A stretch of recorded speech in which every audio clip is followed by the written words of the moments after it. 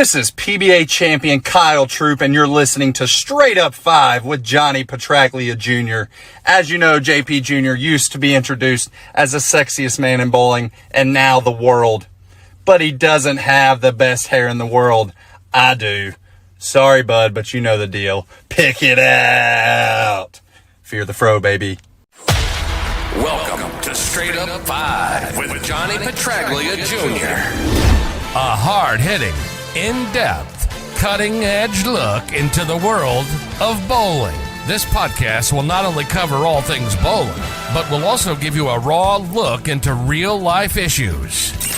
You'll get unfettered access into the mind of one of the most gifted bowlers of this or any other generation.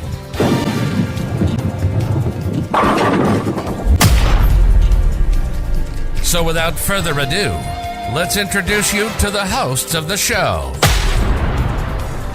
Rad Rob Francois. Dr. Ocho. And the incomparable Johnny Petraglia Jr.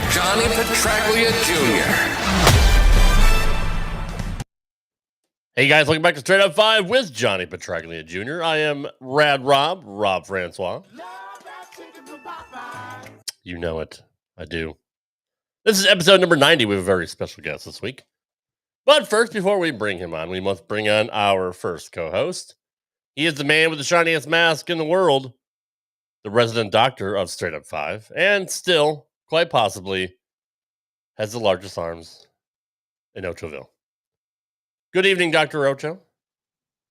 Quite possibly. Matter of factly, yes.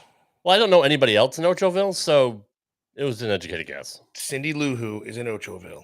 She does not have guns like these. She doesn't. You're right. Your fan club is already in the house.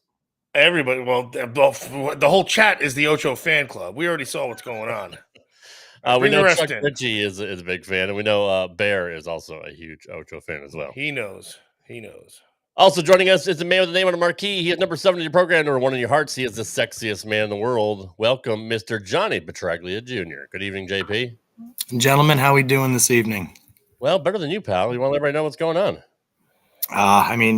For those that were at League on Monday, they already know what's going on. But about a year ago, actually almost to the day, I punctured the nerve in my back, my L5S1 11 millimeters and into my spine. And this past the disc is hitting the nerve is what he meant to say. Yes, thank you for fixing that for me, Dr. Ocho. So for those reasons, this past Monday, I had my first shot of practice. I stuck pretty hard and I never fell, but I saved myself en route to almost, halfway between the dots and the arrows on the lane. And then, like the true champ that I was that evening, I tried my hardest to just finish all 3 games and I made it through in complete agonizing pain. I mean, I was actually in tears for about 2 of the 3 games I was bowling, but I'm no quitter. So, but these last few days, you should have quit. Yeah, I know. Because these last 2 days, I'm paying dearly for it. Yeah. And but I wanted to make sure that as a courtesy to not only our fans, but to our extremely and very, very special Hall of Fame guest today, that I didn't want to leave all you guys hanging. So I made a promise to Ocho, our special guest, who I'll let Rob introduce at some point here, as well as Dr. Ocho. Told Ocho I couldn't even make it to his house today because I couldn't drive my car. So, which, like, he would come in a monsoon. He would drive here through a freaking tornado, a stampede of wild elephants if he had to. Like, that's how I'm curious. Just literally. Because I'm already seeing him in the chat. I had a bowling lesson scheduled with Carl Buckley on Tuesday, and I had to cancel that as well. So just really, really trying to take it easy this time. And unfortunately, this position that I'm in, I can really only last for about 15 minutes, but then I got to get back on my back. So just wanted to apologize to everybody and make sure y'all are aware that it's not nearly it's bad enough to I just want to take it easy tonight and get a good night's sleep. Well, we appreciate you being here, Johnny. And whenever you got to bounce out, just let us know. It's all good. Yeah, absolutely.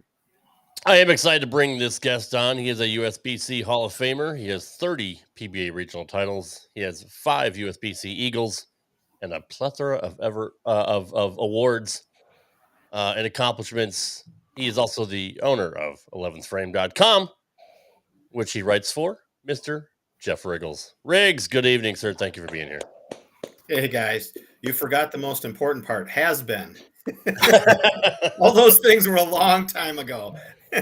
They were a long time ago. And I had a gem in 10-year-old All-Stars in 1984, and I still bring it up. So That's- we're well, that's we're the still there guys. Don't worry about it. I was, 23 or 22 in 1984?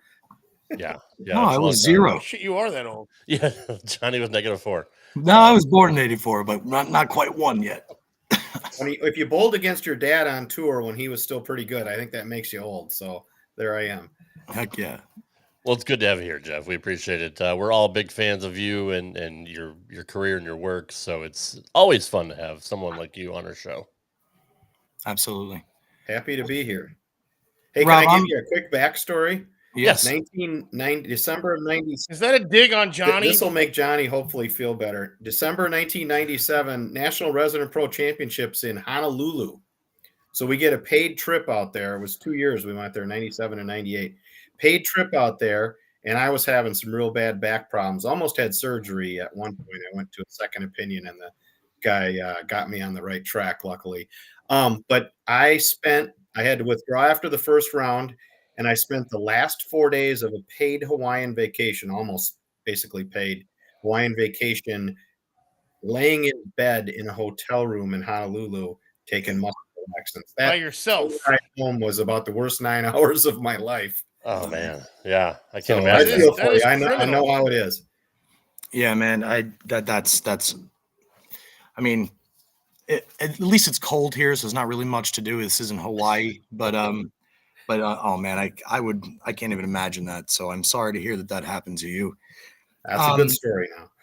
Rob, I'm Yeah, all assuming the opportunities. I'm missed. assuming you have a million things lined up for Jeff here, but while you have me here, I just wanted to say something real quick to kind of throw this out there for Jeff and actually get some more knowledge for myself while I am here.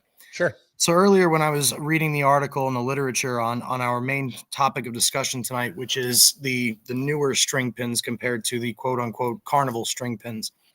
So obviously we've seen, Jeff, a lot of people, with their views that have actually never even bowled on them before, let's be honest. But the only time I've ever been on a string pin lane is at Rev Rates inside of Howell Lanes. Lane 5 has string pins in the Russo and Bone facility.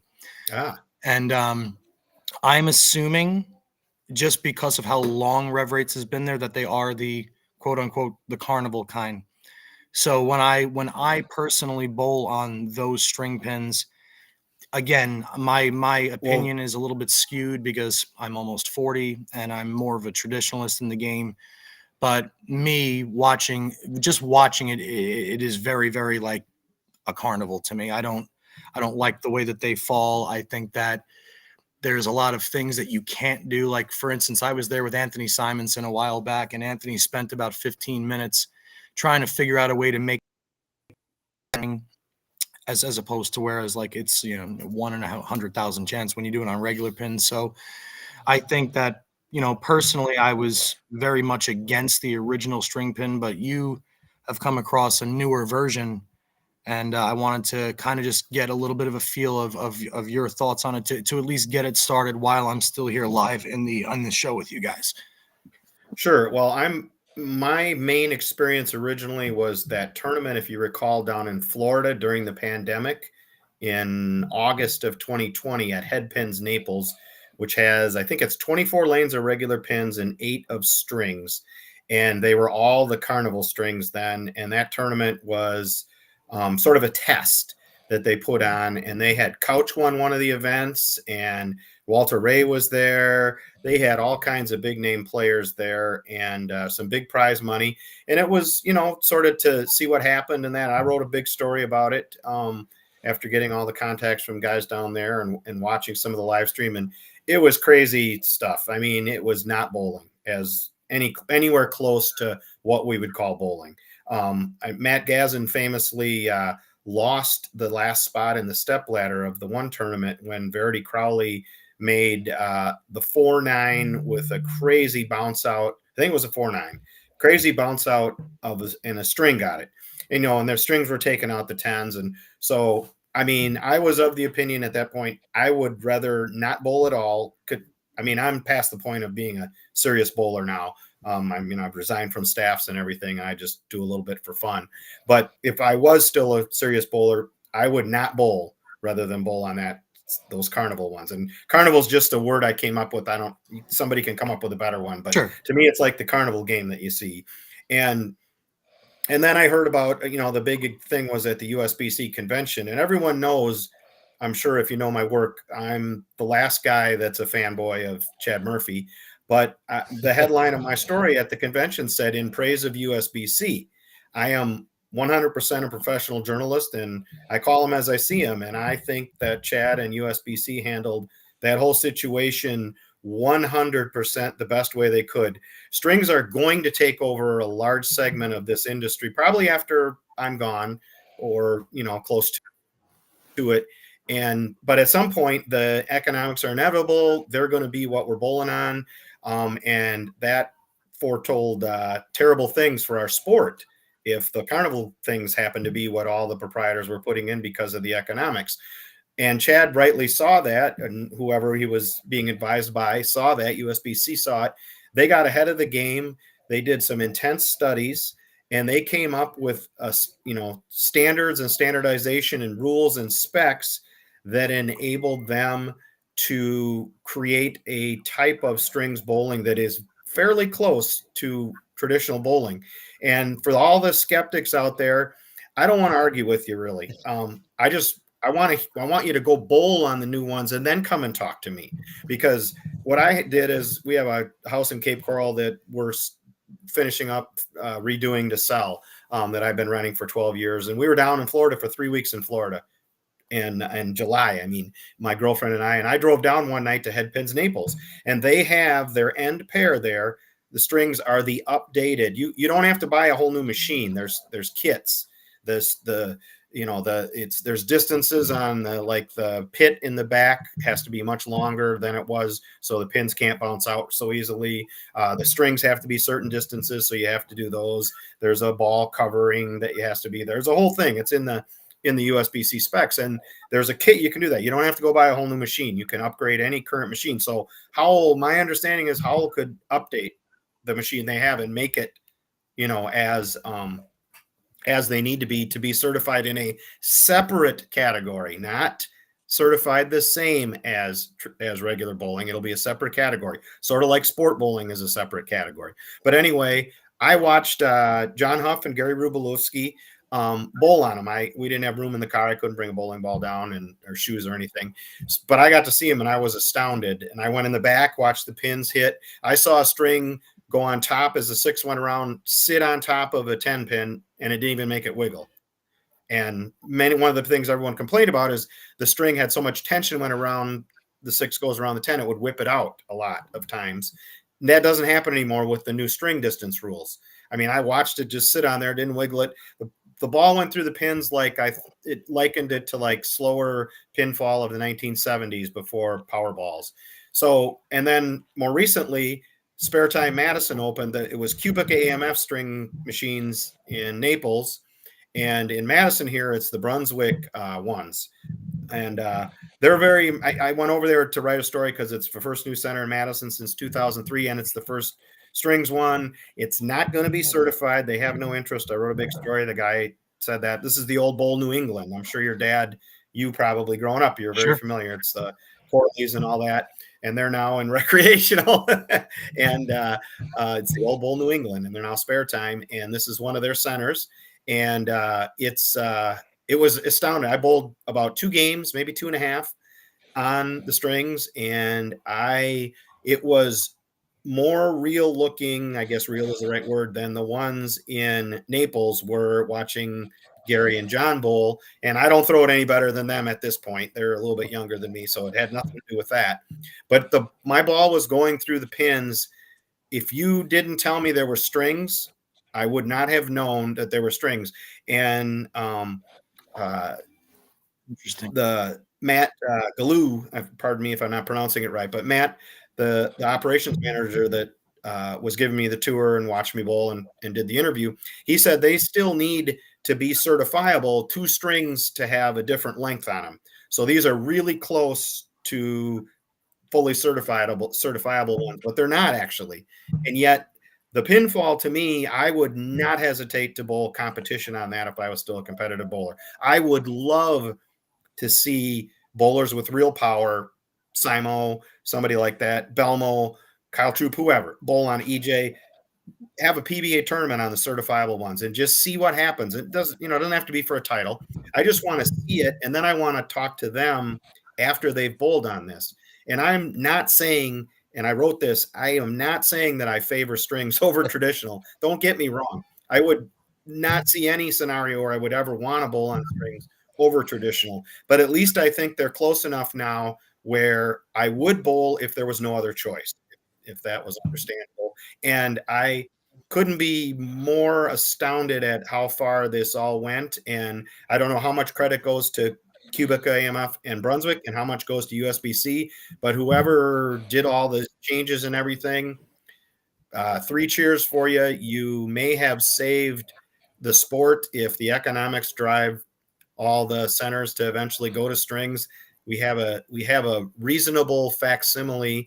And the last thing I'll say before I quit rambling is that if you think that these string pin setters are changing bowling that much, I want you to consider the changes we've seen in my lifetime, which is from wood lanes to synthetic lanes, from 6 mils of oil to 30 plus, plastic and rubber balls. I'm in my 60s. I was using an LT48 and a yellow dot when I started, to urethanes and then reactive resins. All of those changes are dramatically more impactful on how bowling is now compared to what it was when I was a teenager and a young bowler.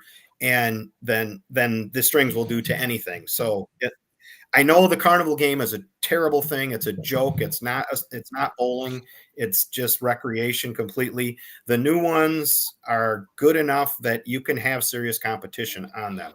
And if people want to, actually bowl on them and then say I'm nuts, fine. I'll have that disagreement with you and value your opinion. If you're coming at me from the carnival as your only experience and you're going to say my opinion is nuts, then your opinion isn't. We're not speaking about the same thing. We're talking about 2 completely different things. And I'd encourage you to go find a certifiable center and actually experience it, and then tell me what you think. And that's why I want to see the real bowlers bowl on it. I want to see the tour guys. And actually, the last thing I will say is, in my story, Anthony Simonson did go to a center that I believe, the center is on USBC as a certified center, and I think it only has strings now.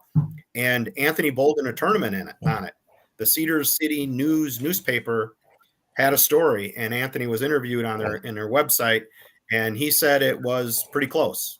I don't have the exact quote here, but I haven't had a chance to talk to him about it. But he and I watched. They showed video of his ball going through the pins and stuff. And I would defy you, if you were watching any of that video, if you didn't know it was strings, to tell me that it wasn't regular bowling. Well, I think just with that opening, you answered a lot of questions that I had. I'm assuming there'll be a ton of people in the chat that also have questions. Rob, I'm sure you and Ocho have some too, but that was why I wanted your opinion on it. And the fact that you're bringing up a future PBA Hall of, if not top 5, top 3 that ever lived, if he keeps on going, and a USBC Hall of Famer at that in yourself.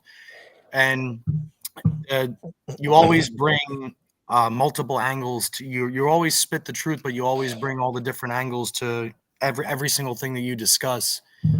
And, that's my job that I've been doing for 45 years or almost 45. Well, you're certainly good at it. And then now I'm very interested in trying one of these certified centers, for myself too, because again, I've only bowled on 1 string pin lane. I know Tony Compagna's talking about Muskegon in the 80s. Carl's talking about bowling them overseas, but now we're talking about, just like anything else. And the last thing I'll say before I go and I give the show to these 2 guys and you, Jeff, is, God, where was I going to go with that? What was I going to say? The strings making the pins fall differently compared to what you said about the the evolution of the sport. Like, for instance, if you go back to, I think my dad was like the only 800 bowled in the state of New York for like a 4-year stretch in the late 70s or the late 60s before he went to Vietnam. It was around that time period. And now, like, you think about the resin bowling balls and how much easier a house shot is compared to back then, how much easier the pins fall.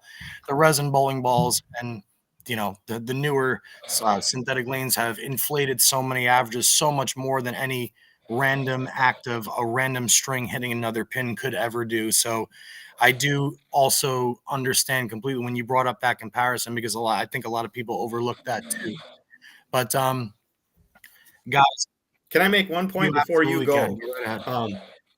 I would, if I were a person who feared strings overtaking things, I think it's not going to be a very quick process, because here's what you face. If you're a serious center and you want to be league based and you want to be a traditional center and have tournaments and be certified, if you go and put in strings all the way across, you can't give your bowlers the opportunity to compete in regular bowling until USBC comes up with there's going to be what they said in April at the convention. There's going to be a conversion process for just like there is for sport bowling. I go and have a sport bowling average, and then if I'm going to go bowl handicap, they convert it to a house shot or vice versa at the nationals. And that's the only way we can compete sport and house averages together. And we know that's ridiculous because there are sport shots, quote unquote, cheetah sometimes, and that you can average 240. And there are, and the US Open flat is a sport shot, and that's as far apart. That's 100 times more far apart than even carnival string bowling and regular bowling. So that has a zillion problems. But USBC has said that there are 7% less strikes on the certifiable string machines, and they're testing with Earl at the training center than on regular things. They're hard. It's actually harder to strike because there aren't messengers and the pins do not fly around as much with the certifiable ones. So they have to have enough certifiable bowling to come up with an actual average conversion chart for string bowling to be certified with regular bowling. And until string bowling is certified with regular bowling, I don't think many serious centers will change, even though it could save them a lot of money. So the places that are getting strings are this Spare Time Madison. They're not going to have any certified competition. They have no interest in it whatsoever from what they say. And I think there are very few exceptions. Perhaps this Headpins Naples, who also has regular ones, they may get, but they've got to get data to be able to create the conversion thing. And until there's a conversion thing, a regular center doesn't want to put in the strings. So it's kind of a catch-22, which I think is going to slow the whole process. And a big thing there is how much data will USBC require, how many games, how many centers, how many bowlers in order to create this chart. I don't know that. They have not said that, and they don't answer my questions. So I can't get the answer from them, but I would imagine they're going to want a lot of data to create that sport conversion chart or strings conversion chart. And until we have that, you can't certify them together. Understood. How about John L. learning how to get in the chat here? We got a shout out from John L. here. Can you believe that? Still waiting for him to come on the show, but at least he's hearing it. He built a house in the time it took him to figure out how to get in the chat, but that's not the point. It's so good to see John L. in the chat. Absolutely. We need a database of centers that have the certifiable strings in the United States. Cubica and Brunswick need to. So it's someplace where you can go click and say, hey, come and try the real ones. Because the only two I'm sure there's more. I guess now I know Cedar City, Utah, and then the couple of lanes in Headpins Naples. And then this place, Spare Time Madison, is 2 strings short of being certifiable, but it's close enough that it's pretty real. We're close to certifiable too on the show, so I mean we're right there with you. Jeff, again, I'm sorry for my early departure, guys. Thank you so much for being so understanding. Everybody in the chat, I'm sorry I got to bid you an early farewell, but I'm gonna go ahead and do that and let this muscle relaxer kick in and get all hopped up on goofballs and hey man, get all fucked up. There's no relaxing knees muscles. It's okay buddy. with you. When I'm fully healthy again, I'd like to have you back because I'd like to talk to you about some more stuff. Obviously. Sure, anytime. All right. Thank you guys so much. Love yous all in a bit. All right, Take Johnny. it away, boys. I'll See be you, in the buddy. chat. I might ask some questions myself. Okay. Thanks, Johnny. Later, Winks. guys. So Jeff, I don't know if you watched the house bowling on YouTube or if you're friends with Packy Hanrahan, but his home center had switched to strings.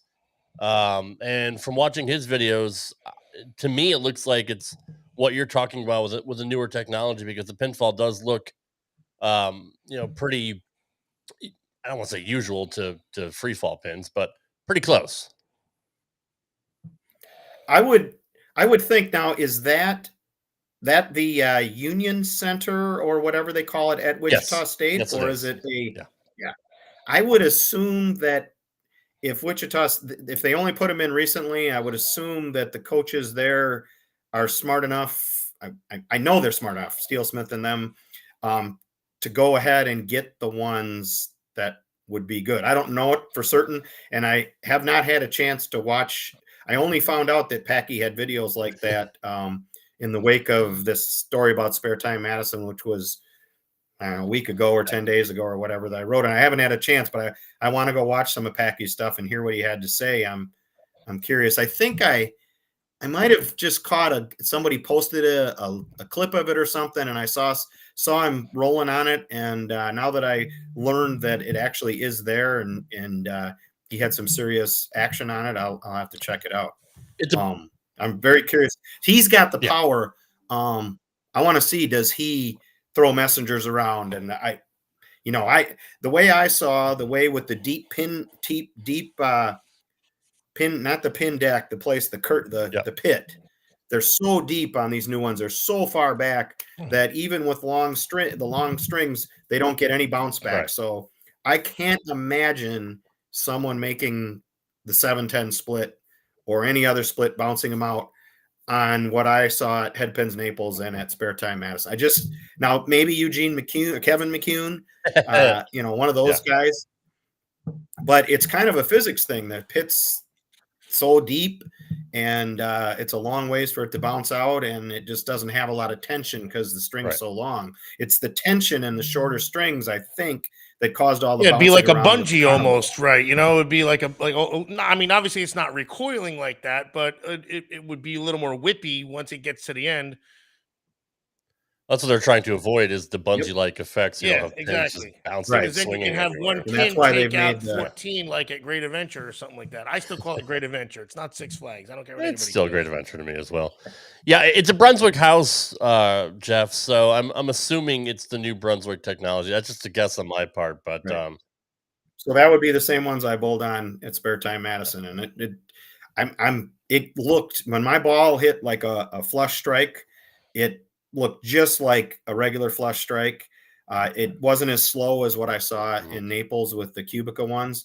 And like I left a 2-pin where the pins came off the wall to take out the 4, 5, 7. It looked exactly like how you leave a 2-pin in regular bowling. I threw a Brooklyn Runaway where I left a 5-10 that looked exactly like it, where the head pin kind of bounced off the wall a little bit, but didn't get to the 5. And I left a washout, and I just missed making it, but it shot like it would normally back towards I didn't cut it enough. It went back maybe towards the 9-pin, but it would have made it if I would have cut it a little more. So I could see that the washout was makeable, but it just shot by it and it was gone into the pit, and that was it. So those were the kind of shots that to me looked, real quick, what would just normal. happen if you're shooting at a washout and you're pinned right-handed? I assume everybody knows that, right? So you're hitting it on the Brooklyn side of the head pin. Does the string ever contact the 10-pin string somehow, or how do the strings never get tangled up? And that's probably something you guys already know, or is it already on its own swivel that always stays consistent? That's something that no one ever really talks about. No, I mean, I like I said, that there are the machines do tangle, and then they'll go up and down and up and down and untangle themselves when they're like setting up a new rack. But a string from the head pin couldn't hit the 10-pin string and take it out by mistake or something? Or? On the old, the Carnival ones, there were many cases. If you go back and watch the YouTubes of the webcast of that 2020 tournament, you will see the 10 pins falling late. The World Games at Birmingham in 2020, that was 2022, I believe. There were all kinds of crazy ask carry caused by the strings themselves catching pins. And that was what USBC said had to be eliminated. Clearly. And as I said, they made the strings long so there isn't tension that allows that to happen. And like I said, I was in the back. I'm watching Gary or John throw a shot. I'm right looking over the deck, and they left like a 6-10, and the 6-pin string laid on top of the 10-pin. It was laying on top of the pin and it didn't even make it wiggle because there was so much slack in the distance of the string. So without the tension, which happened with I assume the shorter strings, without the tension, it can lay on there, doesn't knock it over. So I don't think that would happen. It didn't happen with the 6 into the 10. And maybe if I had wrapped that head pin around the washout. That's what I'm thinking. You overcut and then it goes around, and then that's all I was thinking of. Like just the I'm thinking of the mechanics, not of the pin, but of the strings that are attached. But again, I guess it has to be fairly exact too. I don't want to see that. No, exactly. That's my point. I mean, my understanding is that kind of stuff's been eliminated with the new rules. And if it hasn't, then I'm going to come down real hard on that. I wish I would have cut one that way to see if it could happen. But I haven't seen anything like that happen in the 2 experiences I've had. Now, those are limited experiences. I want to see more, obviously, but I'm just telling you what I've seen so far. Leave it to the doctor to figure it out in like 5 seconds. Of course. Yeah, way to go, Hutch.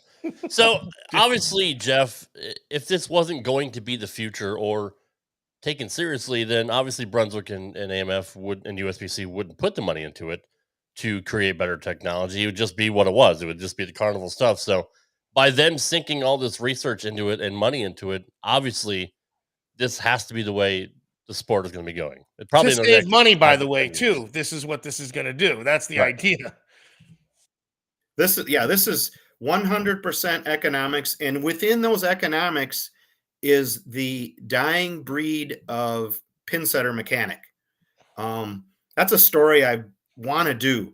And it's a time suck of a story, but it's worth my time if I can find the time to talk about, from every proprietor I ever talked to, everybody in the industry, one of the key things they all bring up, can't find a mechanic. Doesn't matter what I want to pay. There aren't enough out there. No one's training them or enough of them. And I can't find one. My guy retired. We have here in Madison, like one guy is the mechanic for like 4 centers and sort of they're kind of have an alliance or whatever. And he helps all these centers because there just aren't enough mechanics. And so that is one of the industry's biggest problems. And the string things are so non-complex, simple, whatever adjective you want to throw at them, that I've been told you can train a guy behind the desk in a couple hours one afternoon, and they can fix pretty much anything that comes up unless there's some sort of breakage of things. But I've been in the back. They're so simple. It's astounding. I grew up in an AMF center, used to help tear the machines apart every summer. I know how complex they were with, pin jams, and, there are no off-spot pins in string bowling. When they get set down, they're really close all the time, and they do not. We bowled a senior city tournament. We had a lane that something was going on. We had like 5 or 6 pin slide off-spots, deck jams in our singles and doubles. Time delays, pain in the butt for the people that had to run in the back and fix it, slowed us down. That's not happening in strings. And from what I've seen, and I mean, that's just a small thing, but it's one of those things. And I can see when I was back there that anybody could be taught to handle anything except some sort of catastrophic breakage of some of the parts or something like that, which there's nothing you can do about that. One good point that has been brought up is if you don't rotate the pins, the pocket pins, the 1, 2, 3 are going to get much more ball hits and wear out. And I don't know how that in the long term will affect pin carry. David Leverage brought that one up, and a couple others. Don't the pins die off after a while when you hit them? Like they kind of lose their impact because you keep blasting. Yeah, I don't know. So there's a simple fix for that. You're a certified center. The rule is you got to rotate your string, your pins around to untie the knots, tie them back up, move them around every 6 months or whatever, every season, whatever it might be. I mean, just like If you're going to be no different certified. than rotating your tires, obviously. So, same Yeah. concept. I'm glad you brought up the topic of the mechanics, Jeff, because that was my next question. So, I'm glad you brought that up and answered that. My question is, what holds the pins up in the air? I mean, obviously strings, but I mean, like, how do they get them back down and group together and back in the same place? Just by simply picking them up and they just fall in line? And Yeah, it's a contraption thing. It just pulls them up, and there's holes that kind of make sure they're all in their right spots. And the one thing I watched that I was real concerned about, because we all know the Brunswick machines are notorious for a guy can go by and fix all of them, so they're all setting them on spot, and you come back a week later and the 3 pins got the pocket either wide open or super closed, and you're like, how the heck? And it's just one of those things that happens. And I watched these strings, and they came down, and they were 90% or 95% on spot every time that I was sitting there watching. Now, it was not a long sample. I don't know if over time they get far off spot. I don't know any of that because I've got a small sample. But what I saw, they were setting closer, and the racks I saw at Spare Time Madison with the whole center, I looked a little in the private room I was in, the party area, and they all looked I didn't go, whoa, I wouldn't need to re-rack that. Right. If it was a PBA tournament, I'd be re-racking that. So Tom Milton, he'd be taking his re-racks just for timeouts from what I saw. So obviously it would speed up the game because you wouldn't have to wait for re-racks like we see a lot on TV. We've also been although I think most re-racks on TV are timeouts. Yeah. Anyway, but now, it's not often that they're on spot, I don't think. Yeah. And we've all been through the fact of, pin setters putting the pins down, they'll fall out of the rack, or, one of them knocks a pin over and you got to get them to reset it so you can shoot your spare. Obviously that won't happen anymore.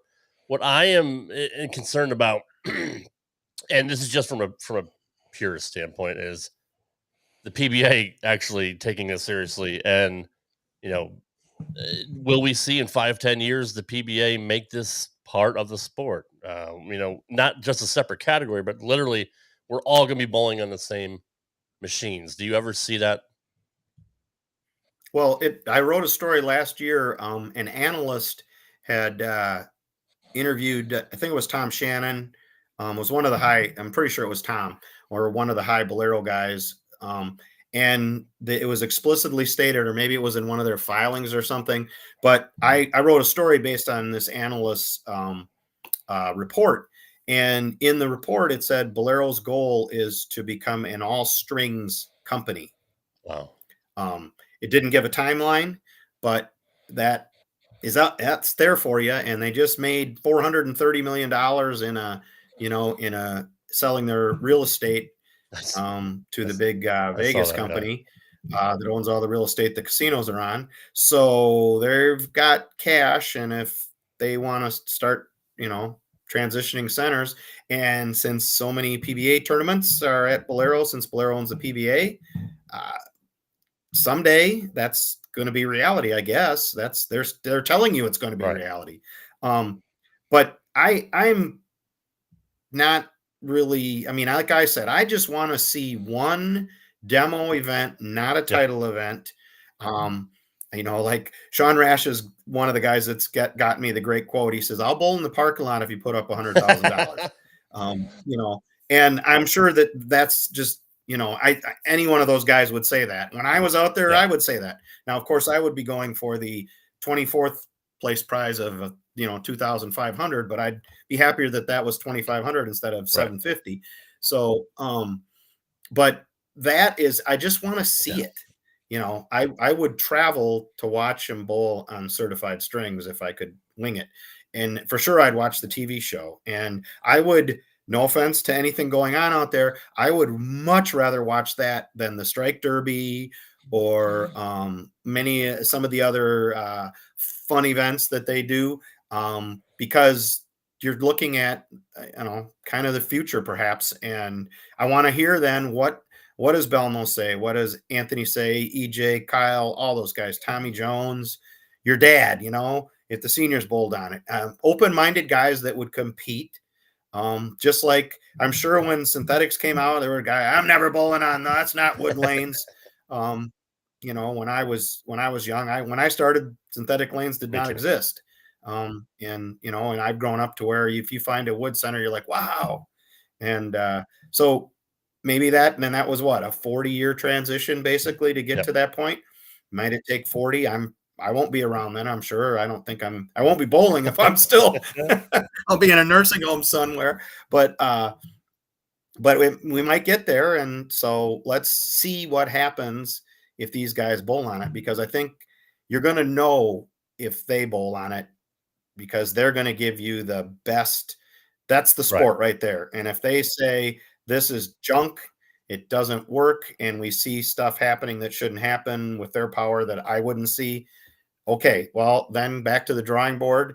And then we worry a lot about the future of the sport because of the economics of the industry.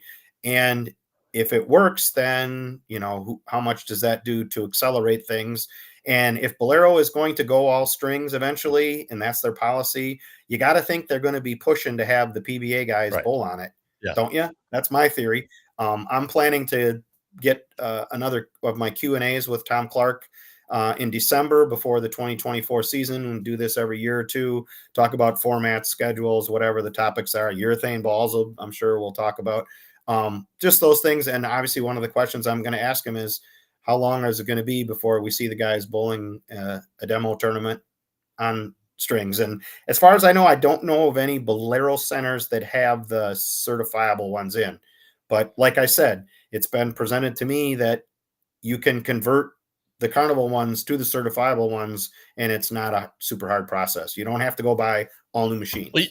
It's just longer strings or something and whatever. You mentioned the strike derby, which I think would be improved if they use strings, because of the fact that we saw how many issues we had with the racks, with the pin setters getting held up at this past strike derby and costing Kyle. I mean, Kyle was pretty upset about what happened about not stopping the clock.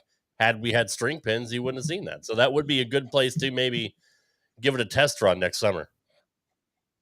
That would be the one where they would tangle like crazy, though. You think so? Just going that fast? Causes, just because when the little bit that I saw, I didn't see any like lengthy tanglings. Now, I'm not saying I didn't see a couple, but I didn't. It went up and down twice, and boom. Then they. It's amazing. And that was when I was up in the front, so I didn't get to see how it untangled itself, but it was pretty impressive. It just kept going boop boop boop boop, and the next thing you know, they were all.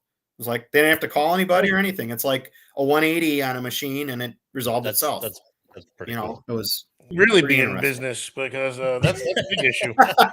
Were there any guys really revving the bejesus? That never happens. There's gnomes that go in the attic, and they go in nice, and the gnomes over the year they twist them up, tie them in knots, like they come out as if the Tasmanian devil went through them. Were there guys like revving it up, cranking them, hitting the pins to get them to mix around to really test the strings?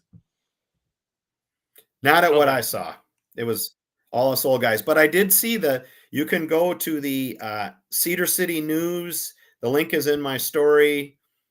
And it's a short interview with Anthony, who bowled in the tournament, and the center is listed as a string certified center on bowl.com. And I watched his ball, and I didn't. He said there was a couple messengers, but I didn't see any in the video. But I saw his ball striking, and it would look just the same going through the pins on some flush strikes. And it was a legit lane pattern too, because I saw the scores and they were really low. So I'm intrigued. This is an interesting site. It's Cedar City, Utah, which is kind of, if you're coming through Colorado and driving down to Vegas, it's, up St. George, and Cedar City, Utah is on, I guess that's I-15, I think. Speaking of Vegas, actually, no, not speaking of Vegas. I want to talk about Reno for a second, just to kind of switch gears, because I am curious about your success winning all those Eagles. What was it about the stadium in Reno that you were so good at? Well, I only won one Eagle there, but we had several near misses there, where could have been 3 or 4 there. went left with the lead in team 3 years in a row, and 2 of them were there. And we had a team all events lead there, and whatever. We had some real good success there. I don't know, that to me, walking into that place from the beginning was like, this is how serious bowling should be everywhere. It's like the cathedral. And I know, forget Reno, the city, and all the feelings people have about that. If you took that stadium and put it in Dallas, Milwaukee, one of the big bowling towns, Detroit, whatever, it would be, I think people would feel a lot greater. It would be the mecca of that area, basically. That'd be the go-to. Whereas it's just an old average Joe over here in Vegas or Reno or against the bowling stadium, of course. Roy Munson. Right, and then you have all the. Yes, I was just going to say that. And then you have the movie Kingpin. Son of a. You have that history there that kind of ties that. It got immortalized in the movie in Kingpin, and like for me, the Resident Pro Championship was there for years, from '99 and then it became the team trials or PBA Tour trials, and it was like a dozen years there. I bowled in that. I bowled in a World Team Challenge national finals there. Super regionals were there with the team with the National Resident Pro, and then all those years of the Open Championships being there. So there's tons of history with that place from when it opened, and the 95 Open Championships was the first big event there. So there's just a lot of history there, and it was cool to go back there this year. And I have our team back together for the first time since, 16, I think, was the last year. So we bowled like a bunch of old men are going to bowl most likely. But it was fun. And, and I always liked Reno just because, as much as all the problems were there, I liked being able to, you'd fly in, you don't need to rent a car, you get your free shuttle down to your hotel, and you walk. You walk to beer bars, restaurants, the casinos, and the stadium. You never have no hassles that way. Just, watch your butt. And I walked alone from the stadium to the sands a lot of times in those years, and you just watch out for yourself and carry yourself enough. And I never got hassled, other than, hey man, but never got threatened or anything. You had so much success with the USBC. Had you not injured your wrist, do you think you would have had a better run on the national tour in the PBA? Well, I don't know. That's the thing that I'll always, that's something I came to terms with a long time ago. I don't want to be super egotistical. I know how good I was, I think, and I know how good I wasn't. I had a lot of runs in the 2 years I was out on tour. My wrist got worse in the 87 and 88. By the end of 88, I had the big reconstructive in early 89, but there were a bunch of tournaments there once I got my feet under me and got a little bit used to the tour. I guess 87 was sort of, here's learning. 88, I was a lot more ready. I was in the top, 5 or 10 after the first day of about half a dozen tournaments in 1988, and never made a show. I came within one ringing 10 of making the show in Riverside that year, but I came out several days where I'd come out the second day and my hand was starting to be like, man, what's going on? I'd already had carpal tunnel surgery in 85 that I thought fixed it. And by the end of 88, it was really, or fall of 88, it was starting to get so bad where, I withdrew from the World Open. Mike Durbin said, I got done with practice. I said, Mike, I'm done. I said, my hand shot. I'm going home. I'm going to save my hotel room tonight. I don't know if or when I'm going to see you again, but I'm going to the doctor. It's gotten really bad. And he said, oh, if you don't show up at roll call tomorrow, it's $100 fine. And I said, Mike, I'm 2 hours from home. I'm seriously injured. I can't bowl. I would be a bad look for you and a bad look for PBA and a bad look for me if I were to bowl. I said, and I can get out of the room tonight already. I've saved myself $60 there. If you want to find me, that's fine. I got to go home. And that was one of the few fines I ever got. I just drove my way home. And the next thing you know, I was with the best hand surgeon in the world. He really did fine you for that? This is now I'm crushed. I'm crushed. He wanted me to show up. If I recall, he wanted me to show up for roll call the next morning. and I was in a pretty bad emotional state. Yeah. I mean, he was going by the letter of the law. And I respect that. He wasn't going to give me any break, but I just didn't care at that point. I was in a very bad emotional state. I was looking at my bowling That's career right. being You're at a done because crossroads in your career right now. You're wondering what the next step Yep. is. Like, I don't blame you on that. take care of you, man. That's a Yep. And we were fine. I mean, I had no hard feelings at all. I mean, it was about a wash. It cost my sponsors $40 or something because I got out of the room and went home to Madison, which was only a couple hours away. And I was off all of 89. And my surgeon told me before he cut into me, he said, I'm going to do this. You're going to be able to use your hand to be a newspaper reporter. You'll be able to write, type. You might be able to bowl recreationally. I don't think there's hardly any chance you'll ever bowl competitively again. And I won the surgery was February of 89. I won a local tournament in January of 90. I won my first regional. I made a top 5 in a regional later that year. And in 91, I won 3 regionals. And every time I get a little clipping for about 3 years, I put it in an envelope and mailed it to him. And I said, I always told him, you didn't give yourself enough credit. And he was actually a very famous guy in his thing. His name was Ronald Linscheid. He was like at one point, the chair of the National Hand Surgeons group. And he invented a couple of surgery techniques. I mean, it's Mayo Clinic in Rochester. I mean, that's the gold standard. I was there for one of my follow-up checkups and that's where Ronald Reagan went for his physicals.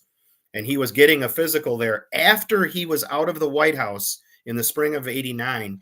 And if you could have seen the security, I'm like, he's not the president. I was thinking, who cares? And I voted for him twice. So I'm not saying this because I don't like him. I was like, who cares if someone kills him?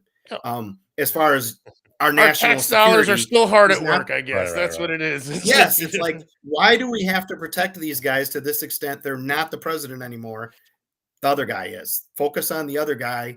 I mean, nothing against, but I was like, it was astounding. It was like Mayo was locked down. You could only go here and there, and there's guys in their coats everywhere. It was like, Jesus, you would have thought that he was still the president, I guess. Maybe he had a proctology. It was pretty cool. Appointment there too. Got to really lock that down for that kind of stuff. Great place though. And that guy was fabulous, fabulous handler. He died in 2012, but I enjoyed sending him the little articles when I win stuff. Now, your question, quick answer. I believe in my heart that where he got my hand back to, if the problem I had as far as going back on tour, number one, I was getting married. I had met someone, and I had a good full-time job at the newspaper here in Madison, one of the two at the time. And I was making tons of money bowling weekends. I didn't really feel like blowing all that up on the chance of going back out there because I knew at my very best, I was going to be like my buddy McDowell and win. He won 5 titles. He had a great year in 92 and was player of the year, but he won 5 titles. And I figured if I played out there for 15 years, I would have had 3, 4, or 5 titles at best. If my hand was good every day, for 5 days in a row. The thing was, after he fixed it, I was good for 2 days, pretty good. 3rd day, okay. I get past 3 days, it started being problematic. And on tour, you got to be more than 3 days. For weekend warring, it was perfect. It carried me through many years, and it really only got to where I can't hardly use it anymore in the last 5 years or so, 3 to 5 years. So you're still dealing with the after effects long after. Oh yeah. I can't, if this is as far as I can bend it backwards, and that's as far as I can bend it forwards. And as a bowler, you're done. I mean, that's yeah. If I've tried to throw it two-handed, I can't, because I can't cup my hand. It falls right off my hand as soon as I start coming down. Well, I guess you could try bowling lefty, but you might have to just throw No a purple thing. hammer. It's always walled up. I mean, And that's not even, I have bowled left-handed. I am lucky if I break 100 left-handed. One of the things I'm most amazed at is the super ambidextrous guys that are, Brian Alpert, who's won regionals, I think, lefty and righty, and he won a tour title righty. Roth was really good lefty. I don't know how. I can't even. I'm lucky if I don't injure myself going to the line when I try to bowl lefty. That's fair. No, that's fair. I'm the same way, and I'm left-handed, so I completely feel your pain there. Um, I've asked every guest we've had on recently about this, and I want to get your opinion. And you obviously mentioned not being a fan of Chad, but in your opinion, what was the deal with first the Storm bands and then the Purple Hammer bands? Because everybody has their own opinion. I'd like to hear what you think about it. Well, I think the 16 and 17 Purple Hammers, and I've written, Jesus, 24 stories, most of them pretty extensive on this. And I know a lot of stuff that I haven't been able to write because it's, off the record stuff. But I mean, we all pretty much, thanks to Mitch Beasley and USBC had to admit it after they realized that this was the truth when they started doing their own investigating. It was the 16 and 17 ones that were manufactured soft was an accident. It was a mix up at the plant, and they had a quality control guy who wasn't doing his job, and he got fired after they finally figured out what the hell was going on. And the thing I hold USBC responsible there for is it's sort of like Nixon. When did you know? and and what did you do about it? And they were kind of asleep at the switch, but we all were.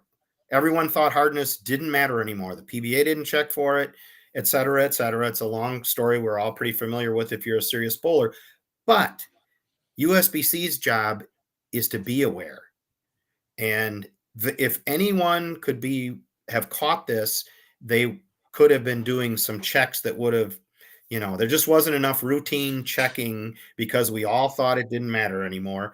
And they didn't think it mattered anymore. But still, the U.S. has spies always checking for things because you never know. You got to be on your toes if that's your job. And they weren't on their toes. And they pretty much caused what happened. And then, of course, since then, it's become pretty apparent. They discovered it in 2020 that these balls were out there too soft being used, and some of them weren't even 16s and 17s, and they weren't all Purple Hammers. That's one of the things people forget here is that the pitch black does the exact same thing the Purple Hammer does. It gets softer with use. This is not a Brunswick issue. This is not a Purple Hammer issue. I'm a Storm staffer for life, now retired, but call them as I see them. I always have. And the pitch black does that too. I got a pitch black that I'm taking to Ron Moore's South Point Super Senior Shootout for the short pattern because you got to have a urethane really for that. And it's legal for that. So as long as he's got it legal, I'm going to throw it. I don't think it should be legal, but that's a USBC governed tournament, not a PBA. And I think USBC it appears to me, let me say this, I don't know this from someone telling me this. It appears to me that USBC has gone out of its way to craft its research to fit its party line. When you tell me that a ball that is 68 because it got soft naturally doesn't roll the same or doesn't give you the same advantage as a ball that you modified to get to 68, come on. You rolled early, you got this data, call me skeptical based on other things that, they don't have a lot of credibility to me because I know the things that they've not been truthful for through the years. And I know the character of that person. I've chronicled it in great detail through the years. So in my opinion, they've crafted their evidence or research to fit their line. I don't expect them to do the same rule as the PBA has. And I think the PBA has done the right thing. There's two balls that go down the lane in an illegal fashion. They become illegal. And if the rule is 72 or 73 or 75 or whatever it is, a ball in competition should not be able to be below that point. It's violating the rules if it's below that point. That's not debatable. Now, if you want to say, well, it doesn't matter, that's fine. Then get rid of the rule. But if you're going to have the rule, you got to follow it. And they have reams of evidence that those two balls, when used, get too soft. And it's not the oil. Neil Stremmel said in the research, they rolled it down, and it actually was down the approach, is my understanding. But they rolled it in a place where there was no oil, and those balls got softer in their research. So it isn't the oil, and it's that they get softer. So more power to Brunswick and Storm, or actually it was Ebonite and Storm, for coming up with this. And I guess it gives you an advantage if you're a high powered player. I suck with urethane, but I generally suck now anyway. But the bottom line is that those balls become illegal, both of them. And I think that the PVA has crafted the right rule based on the evidence that they've accumulated. And I would be fine if they just threw the rules out too and said, okay, make your balls as soft as you want and just let the manufacturers have at it. Because physics is going to give us a rule that, or a barrier. I mean, they're not going to make a 20 hardness ball. It's going to go in the left gutter 20 feet down the lane. So people will, reality will create a rule effectively that it doesn't make sense to have one softer than this. That's the other way to do it. That kind of lets everything. And I understand USBC doesn't want to set that rule and then go around and tell every Joe Blow, up, you got to give up those balls. They're illegal now. Got to take them out of your bag. And the Storm stuff, the 6-ball thing, I'm sure is what you're referring to. I had 3 scientist types in the big story I did, explained it to me. They got together, came to me. They said, here's what happens. And it's pretty clear that Storm did something different with their polishing. And the durometer hardness is a measurement of how far the thing goes down. And it was adding a point or two of going down of softness based on that polish that was on there. Because all you had to do was take those balls and take the polish off, and they didn't read illegal. And as soon as you used them, they didn't read illegal because it burned the polish off. If you sanded them and took the polish off, they didn't read illegal. It was not that the balls were softer. It was that they were reading softer because of whatever Storm did with this polish. It was ridiculous based on the evidence that was accumulated that USBC did that. They should have just said, whoa, Storm, you got something wrong with your processes, fix it, or we're coming down on you. Get everybody out there that's got the balls. And once you had them and threw them, you burn the polish off. They weren't softer, but you just had to fix their process. As soon as they were used, it took the polish off to a degree that they weren't softer. So I tried all mine that were of the 6. None of them were even close. I did a video on that out at a guy with a calibrated durometer.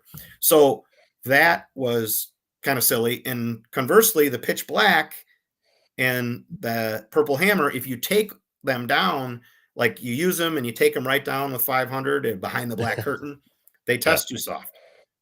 There's nothing interfering with the durometer there. All the oil's cleaned off. If you take a brand new one and roll it 30 times on an approach, according to what Neil Stremmel said, they get too soft. So it's not oil. It's not anything on the ball. It's not polish. It's that they get softer. Great. Somebody figured something out. Maybe accidentally in 2016, 17. And then I don't know. Storm's never, they know better than to tell me secrets, but no one's ever told me. But my theory is that Storm somehow reverse engineered a purple hammer and figured out what Ebonite was doing. And I should mention, you guys, the tragedy last week kept James from coming on. And I know he was on my thread saying that he's got people who make the urethane saying that. Well, I'm pretty sure that the urethane that he's talking about, that these chemists or companies that talk to, I don't think that's the purple hammer and the pitch black. I think got something a little special in him. I mean, he might be 100% right that, well, what they're making doesn't get softer.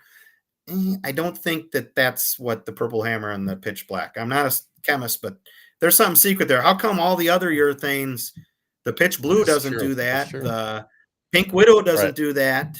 There's only 2 balls that the PBA found that did that. Those 2. That's it. No other ones. So there's something in those 2 balls that's special. I'm glad you mentioned. Jane. You and me are on the same brainwave tonight, because that was my next point I was going to move on to. Unfortunately, what happened last week in Lewiston is horrible.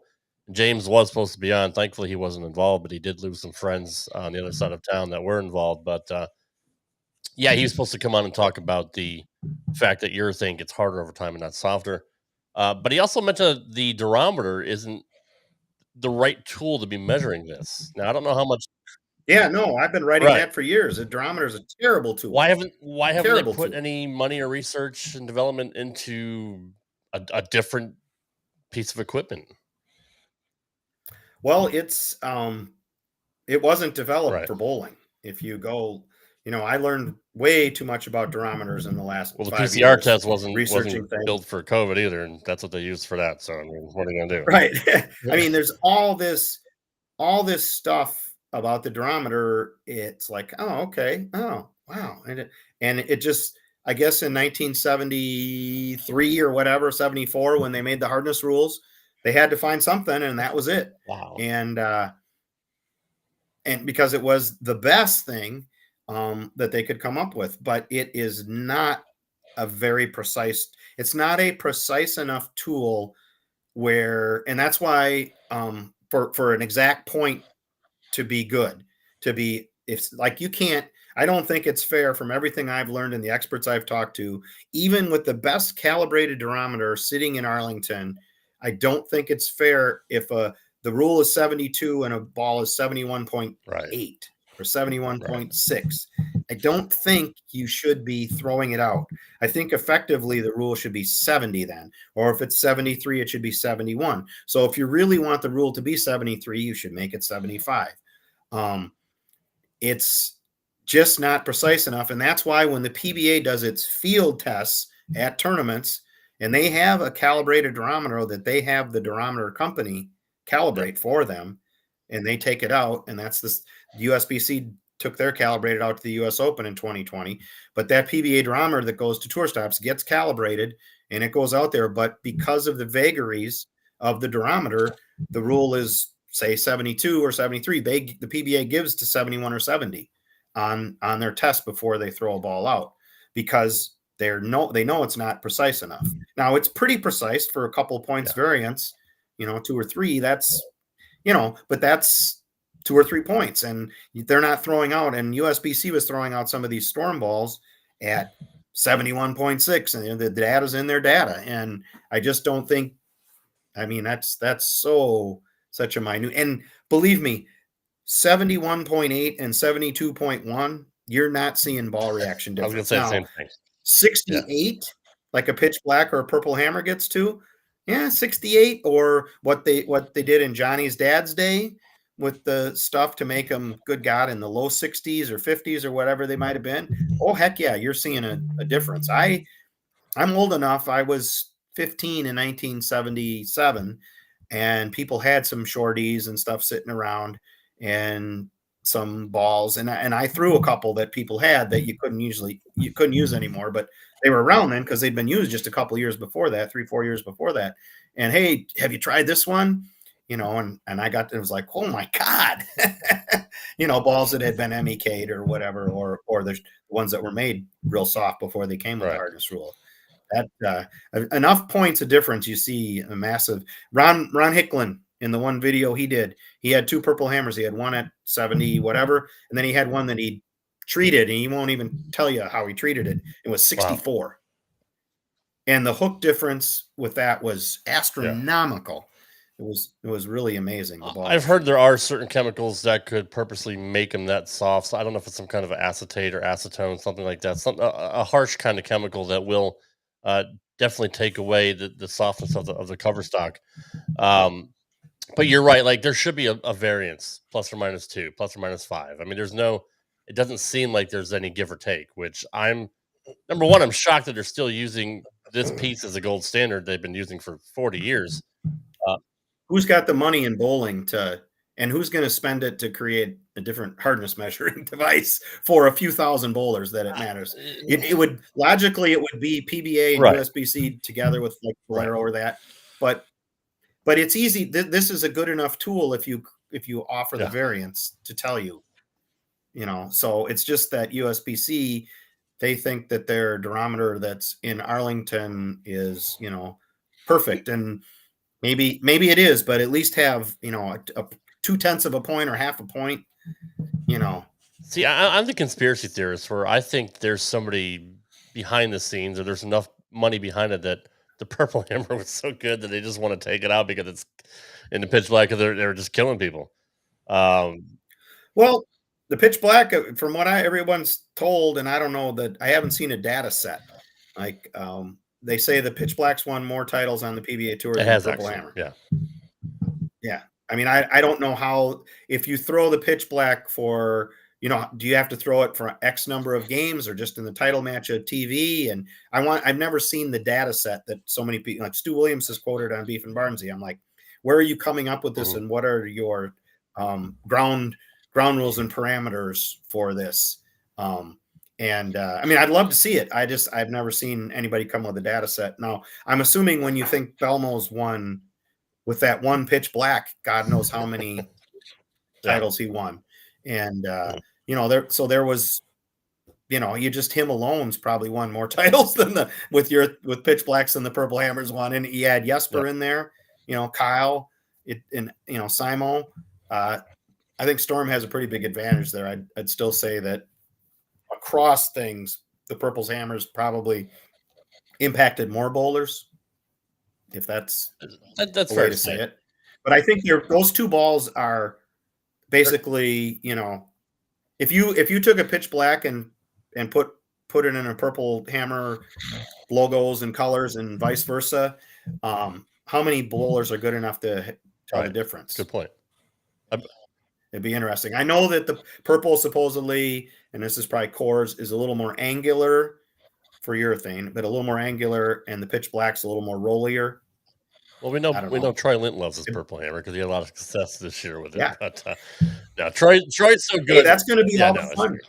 That's going to be all the fun in the 2024 PBA Tour and 2024 PBA 50 Tour.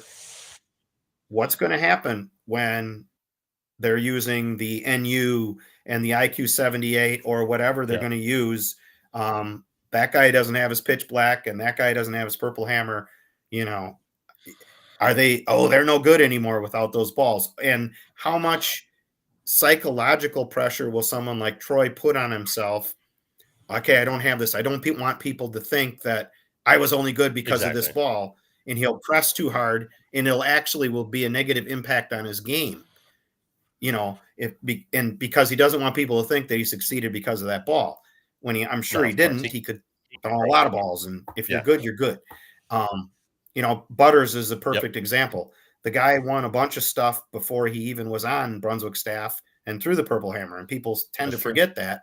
But he was with 900 Global when he was winning the year that he won 68 regionals. And, his first couple tour titles were with 900 Global. So it wasn't because of that ball. And he still throws probably resin on the left side as much as anybody with high rev. So, but a guy like Troy, it's like, I'm sure there's people, he won't do anything with it. He was a creature of that ball. Well, I hope he succeeds. And don't let the pressure of people saying that, impact how you bowl. If you're still out there, Troy. Troy's so good. He's so humble too. Right. He's got more power than any other left or right. He's got a giant advantage physically, and just keep using it. Yeah, keep using it as long as you can. I mean, why not? It'll be interesting to see what happens next year if there's any more edicts come down or they just make up rules on the spot or on the fly. I mean, who knows? It's changed. PBA has not been off the cuff. No, that's true. Rules. USBC has. They have been very cautious. They waited a long time to make their rules different than the PBA until they finally felt like they had to because they had so much evidence. And this rule that they came to this year, the data they have is extensive. Yeah. It's a lot of testing over more than a year. It's multiple years. And Tom Clark, believe me, he's said that in several interviews with me. They did not want to have different rules than the USBC. They don't want to be the governing body. Bolero and the PBA does not want to be the governing body of anything. They just want to run the tour. They want other people to make the rules. What we need is a summit of IBF, which is another story, a disastrous organization. But if you ever reformed IBF for real and could have IBF, USBC, and PBA sit down and let's just make a rule. And the trouble is that's always out there is trying to tell people, sorry, you can't use that ball anymore. Joe League bowler that paid $170 for it. I know.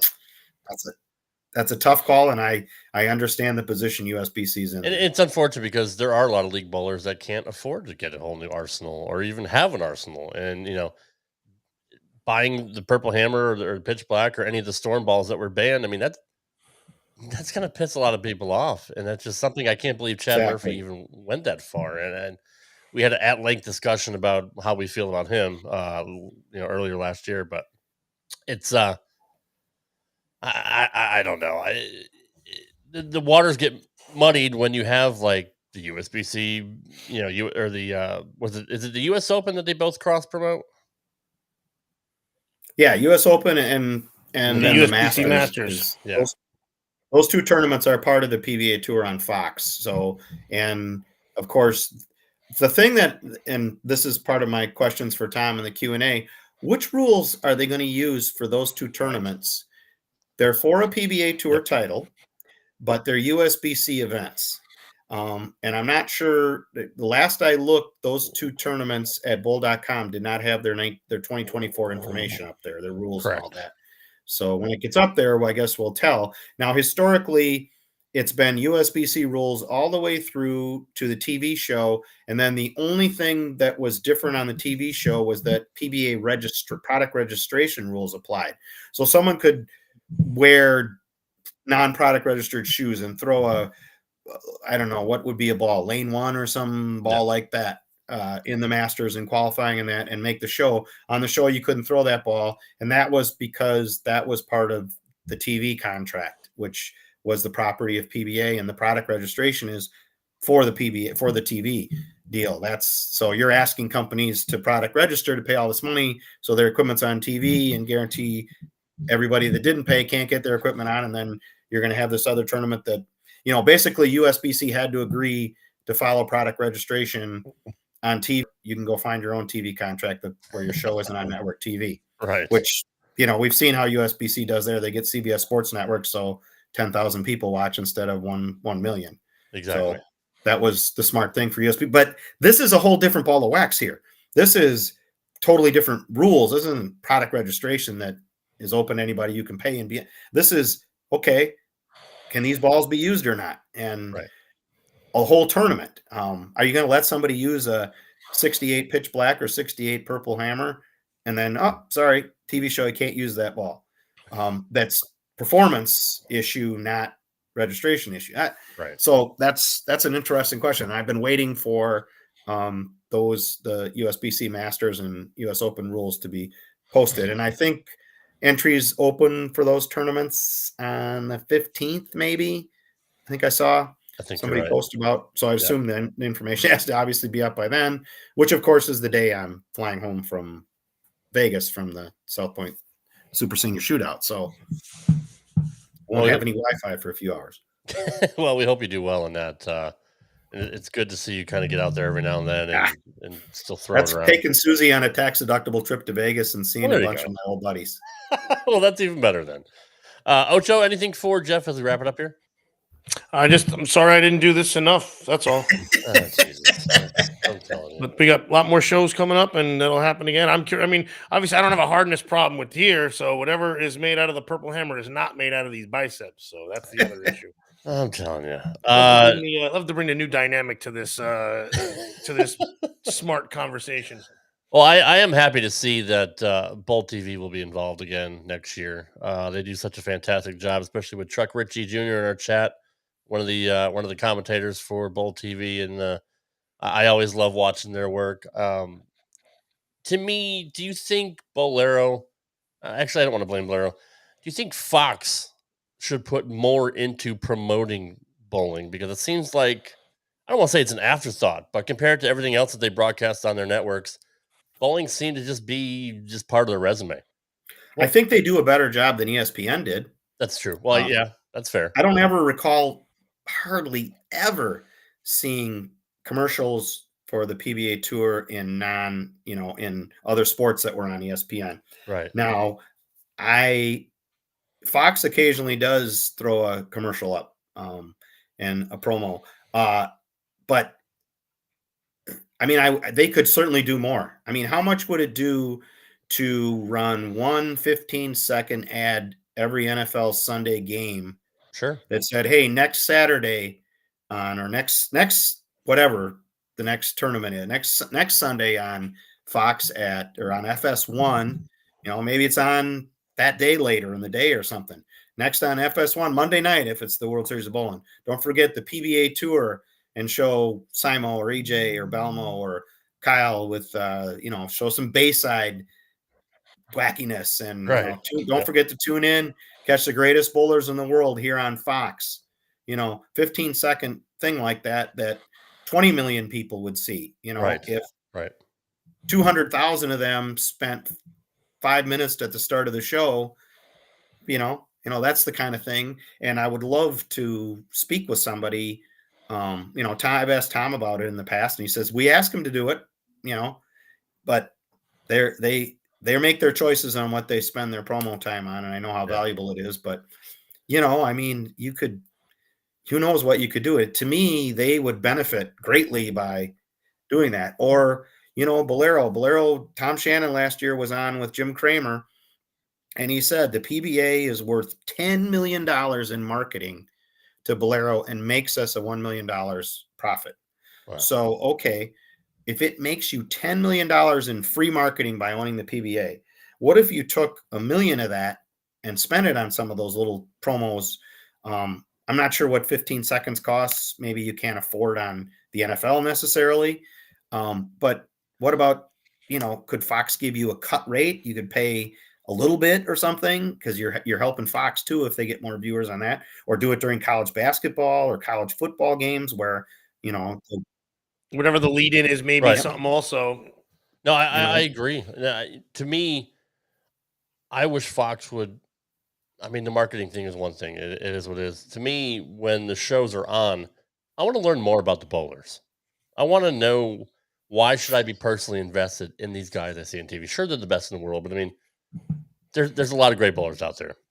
But I want to know more about them. And What's if I the knew more- story? Give us the story. Give us a story. Give us some intrigue. Give us some backstory. Tell us something that happened. Like Bo Burton used to be great about talking about something that happened during the week during qualifying. That was a cool thing or a cool stat. But and they would do some profiles every now and then. I want to see more of that from Fox. I mean, if they're going to put it out there and they're going to promote it and they're going to invest their time and their airtime, which obviously is valuable, whether it's Fox or FS1, tell me more about why I should be invested in watching this program. Why should I be pulling for Kyle Troop? Why should I be pulling for Simo, who, like somebody recently died? And they kind of mentioned that, a little bit, but I would love to see more in-depth profiles, maybe even just maybe a half-hour reality show or something like the UFC fighter, Ultimate Fighter did. Just learn more about the athletes. I think that would go a long way into getting more people to watch. Yeah, it's I would agree with that. I think that Fox has done some good stuff. Kimberly has some of her I can't remember what they call them, but the one they did the other show where who would be your villain on the PBA, and they asked all the guys. Right. Some of those segments are fabulous. They are fun. They're hilarious. That one, who's the villain? Oh, that was so good and has so much potential. And that's the kind of thing that you get kind of personally into them. But what you would say is, yeah, and Chuck had a thing in this side there, that pregame show. Okay, bowling's on, and there's nothing on in front of it. On a random Sunday morning or something outside the football season. Why couldn't Fox do a half hour and it would be or after the show, and it could be something like the Anthony Simonson. I mean, his story is amazing. Yeah. And Flo Bowling did a great job with that. Something like that, people will go, wow, I never knew that about Anthony. His story is just amazing. Everything he went through in his life, and to go out there and start bowling for a living when he was a teenager. And, there's all kinds. You've got Kyle with his dad. Yep. You've so much about Pete back in the day. Belmo's the overseas guy. There's a lot of stuff there.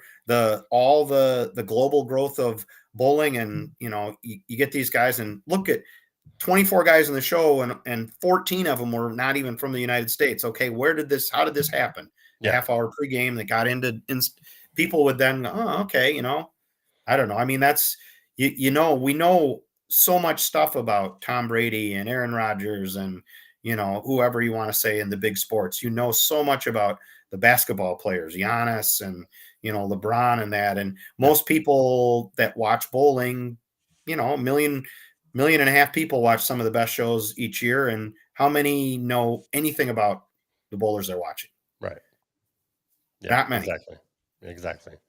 I would like to see more of that. I think a pregame show would be good if they weren't getting run over because of the previous women's college basketball game that nobody cares that's on.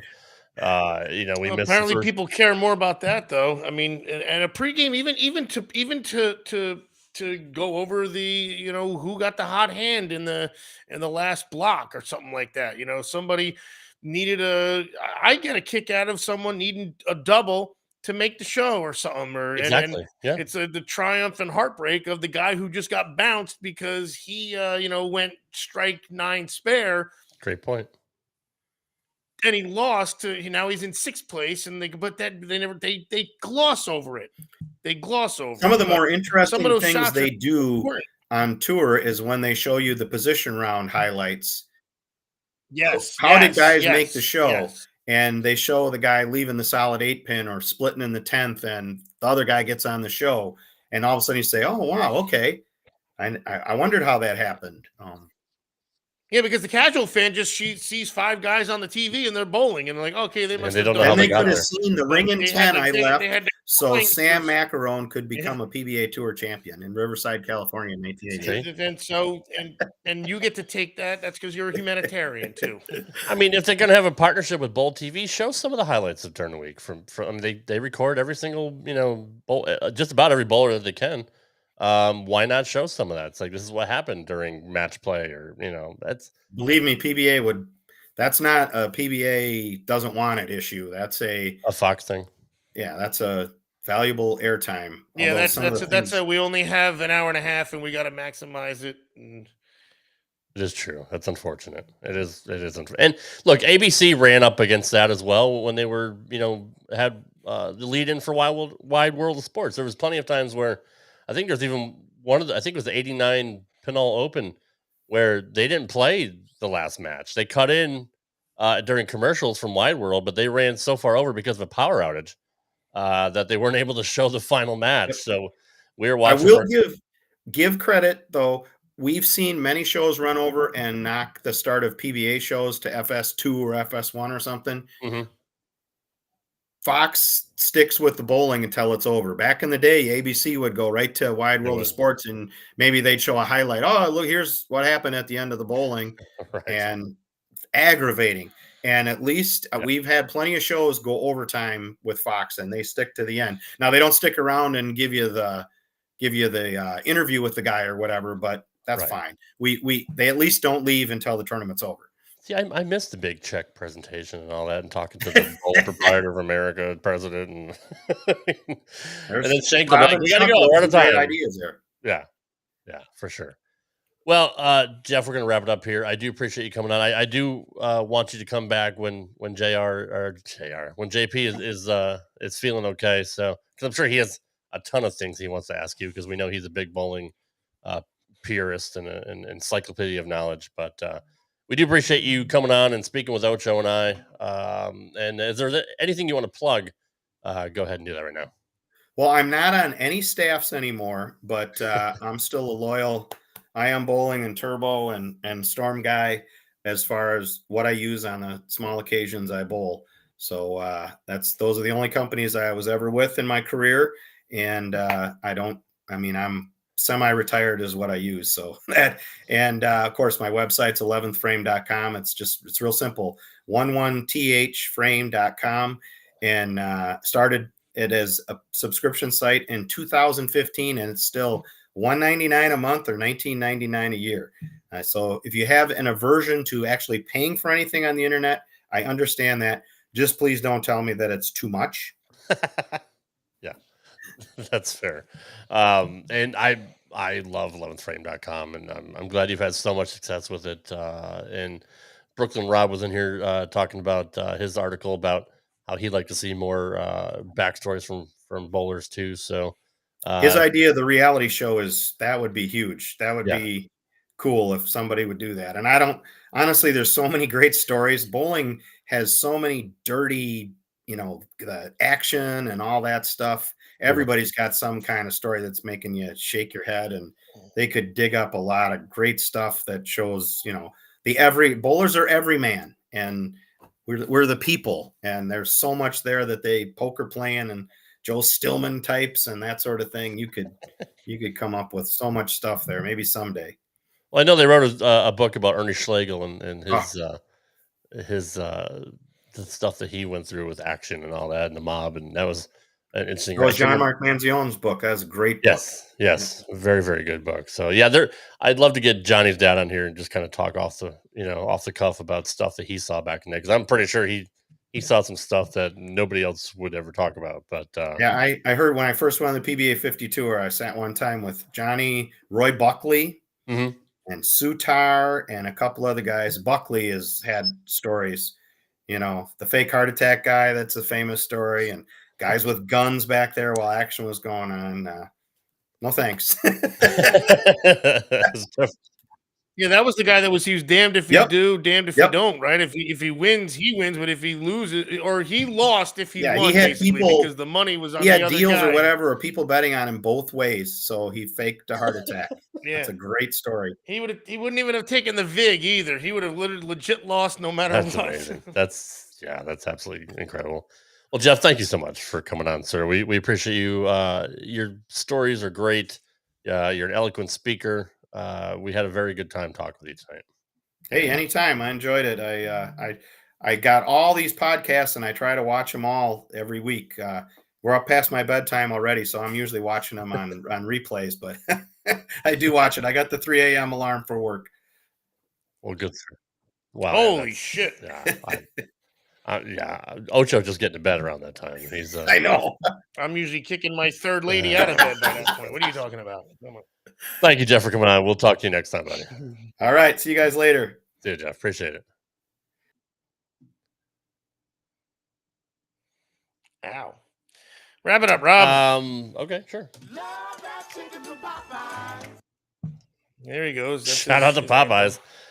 Shout out to JP Jr. as well. For those of you that may have jumped in late, you didn't see him earlier. He is dealing with another back injury similar to what he had last year that kind of put him up for a few weeks, or a few months. Hopefully it's not that bad this time, and he'll be back next week. But Ocho and I are pros. We carried the show without him, as we normally do. This is probably Ocho's and I don't know, 600 to 800 show that we've done together overall. I don't know, maybe. What's your Twitter, maybe. Ocho? Or what's your X handle, Ocho? No idea. No idea. Okay. No idea. What's my ex? This is your ex. Who's your ex, actually? The line is large. That's all I know. Follow Ocho on X or Twitter, whichever you want to call it, at the Dr. Ocho. And I am at Rad Rob Gaming. And poor Johnny with the back injury. He's still on X, even though he never gets on there. But you can follow him anyway. It is at JPJR07 on X. We're hoping to have James Goulding on next week. Did you just fall asleep on air? No, I'm trying to clear my nose because I'm getting stuffy here because I got the window open. I can never tell when you're awake and when you're sleeping. I got the light on me. Actually, can you? At least you have the microphone this week. I haven't seen you with the mic in 6 to 8 months. Well, that's because we've been doing the duo. That's true. Hopefully the dynamic duo will be back together next week. But until then, guys, I'm not sure what the hell we're gonna do next week. We may have a guest, we may not. I'm not sure. But we do appreciate you guys coming up here every week. Thank you for all of your support. And thoughts and prayers go out to Ocho's sinuses.